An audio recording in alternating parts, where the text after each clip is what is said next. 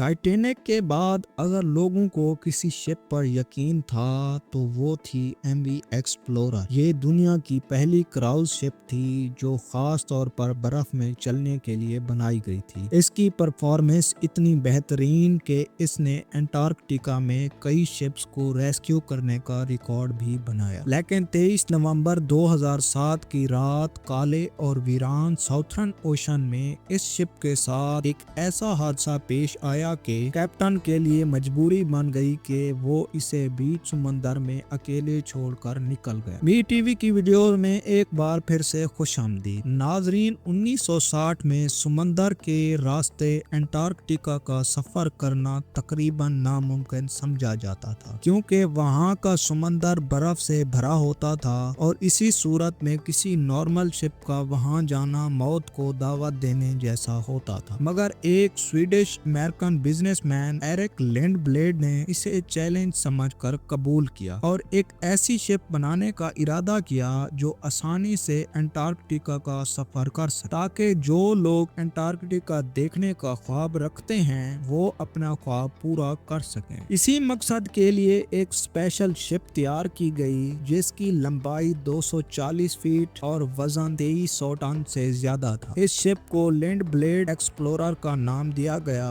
Explorer का अगर मुकाबला तारीख के मशहूर शिप्स टाइटैनिक या आरएमएस ओलंपिक से किया जाए तो ये उनसे छोटी जरूर थी, मगर मजबूती में इसका कोई जवाब नहीं था। ये पहली क्राउज शिप थी जिसका मकसद पैसेंजर को अंटार्कटिका के बर्फीले पानी की सैर करवाना था। नॉर्मली ये काम आम शिप्स नहीं कर सकती। अगर शिप्स को बर्फीले समंदर में जाना हो तो उनके आगे आइस ब्रेकर लगाए जाते हैं, लेकिन ये आइस क्लास 1A शिप थी, यानी इसे बर्फ में चलाने के लिए आइस ब्रेकर की जरूरत नहीं पड़ती। इसका हल इस तरह डिजाइन किया गया था कि शिप के वजन से ही बर्फ टूट जाती थी। इस शिप में 104 पैसेंजर्स और 54 क्रू मेंबर्स के लिए जगह मौजूद थी। इसमें तमाम लग्जरी फैसिलिटीज के साथ साथ एक और खास चीज भी थी, क्योंकि इसे खास तौर पर अंटार्कटिका के सफर के लिए बनाया गया था, इसलिए इसके हल को डबल लेयर में तैयार किया गया था। लॉन्च होते ही ये शिप पूरी दुनिया में फेमस हो गई और लोग इस पर सवार होकर अंटार्कटिका जाने की ख्वाहिश रखने लगे। शुरू में इसका नाम लिंडब्लेड एक्सप्लोरर ही था, लेकिन वक्त के साथ साथ इसके ऑनर्स बदलते रहे। 2004 में आखिरी मर्तबा इसे Toronto based travel company gap adventure ने खरीदा और इसका नाम एमवी एक्सप्लोरर रख दिया गया। उस वक्त किसी के वहमो गुमान में भी नहीं था कि ये शिप फिर कभी किसी और सफर से वापस नहीं आए। 2007 तक एमवी एक्सप्लोरर अंटार्कटिका के 250 कामयाब सफर कर चुकी थी, लेकिन इसी साल नवंबर में इसे एक ऐसे सफर पर रवाना होना था जहां से ये कभी वापस नहीं लौटेगी। नवंबर 2007 में एमवी एक्सप्लोरर अपने 19 रोजा सफर के लिए तैयार थी। इसे अर्जेंटीना के शहर उशाया से स्टार्ट लेना था, फॉल्कलैंड आइसलैंड से होते हुए साउथ जॉर्जिया आइसलैंड पर फिर अंटार्कटिका पहुंचना था। 11 नवंबर 2007 को 100 पैसेंजर्स और 54 क्रू मेंबर्स के साथ ये शिप एक दफा फिर इस हसीन सफर पर रवाना हुई। सब कुछ नॉर्मल चल रहा था, किसी को अंदाजा नहीं था कि ये सफर उन्हें किस मुसीबत में डालने वाला है। एमवी एक्सप्लोरर के कैप्टन 49 साल के बैंग बेमन थे। वो हजारों मर्तबा इस बर्फ से भरे समंदर में शिप्स चला चुके थे। इसी एक्सपीरियंस की वजह से पैसेंजर्स खुद को महफूज समझ रहे थे, लेकिन अंटार्कटिका में कंडीशन हर वक्त बदलती रहती है और चाहे कैप्टन कितना ही एक्सपीरियंस्ड क्यों ना हो, हर सफर एक नया चैलेंज होता है। इस सफर के आगाज में कैप्टन ने एक हैरान कुन फैसला किया। वो अपने प्लान्ड रूट से हटकर शिप को एक नया रूट पर ले जाना चाहते थे, क्योंकि उनका ख्याल था कि इस तरह वो ज्यादा बर्फ वाले इलाकों से बच सकेंगे। पहले 10 दिन बिल्कुल मामूल के मुताबिक गुजर गए। 22 नवंबर की शाम सूरज गरूब हो रहा था और पैसेंजर्स अपने कैबिन्स में जाने की तैयारी कर रहे थे।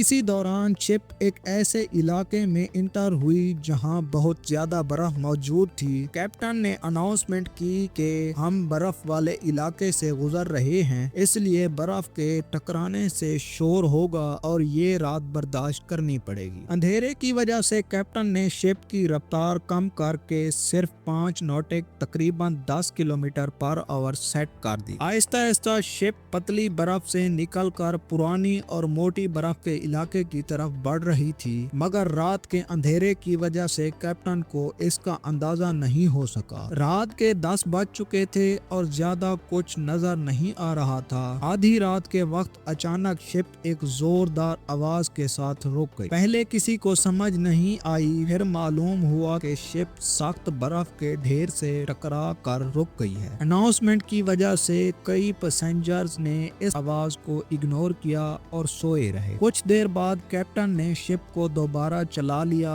لیکن کسی کو یہ نہیں پتا تھا کہ شپ کے حل میں ایک سوراخ ہو چکا ہے اور پانی دھیرے دھیرے نیچے جمع ہو رہا ہے۔ پیسنجرز تب جاگے جب ان کے کیبنز میں پانی بھرنا شروع ہو گیا۔ کیونکہ کیبنز نیچے تھے اس لیے پانی سب سے پہلے وہاں پہنچا۔ پینک پھیل گیا، ہر کوئی جان بچانے کے لیے ادھر ادھر بھاگ رہا تھا۔ پانی، لائٹ سوئچز، وینٹیلیشن پائپس اور دروازوں کے دھراروں سے شپ میں داخل ہو رہا تھا۔ کیپٹن کو پہلے لگا کہ ڈیمیج چھوٹا ہے، مگر جب پانی کا پریشر بڑھتا گیا تو انہیں سمجھ آ گیا کہ بات قابو سے باہر ہو چکی ہے۔ کیپٹن نے فوراً شپ خالی کرنے کا آرڈر دیا اور لائف بوٹس ڈپلوائے کر دی گئیں۔ شپ 46 کلومیٹر دور تھی اور ڈیمیج شپ کا منزل تک پہنچنا ناممکن تھا۔ سمندر انتہائی ٹھنڈا اور لائف بوٹس پر زیادہ دیر رہنا بھی مشکل تھا، اس لیے ایسو سگنلز قریبی شپ کو بھیجے گئے۔ نیشنل جیوگرافک، اینڈوور اور نورڈنوج کو یہ شپس دور تھیں مگر مدد کے لیے روانہ ہو گئیں۔ جب پانی انجن روم میں بھر گیا تو شپ کی بجلی بند ہو گئی۔ ایم وی ایکسپلورر اندھیرے میں بالکل تنہا کھڑی تھی۔ انجن رک گیا تھا اور شپ صرف لہروں کے رحم و کرم پر تھی۔ مینوئل طریقے سے انجن کو دوبارہ سٹارٹ کیا گیا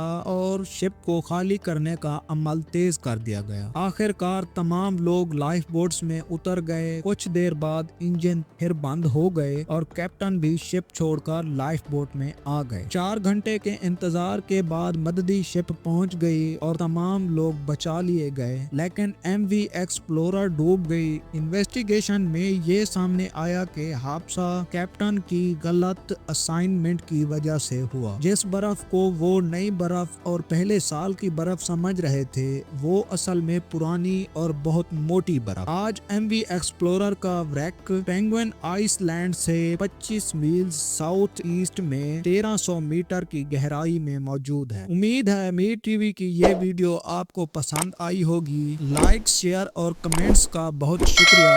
ملتے ہیں اگلی ویڈیو میں۔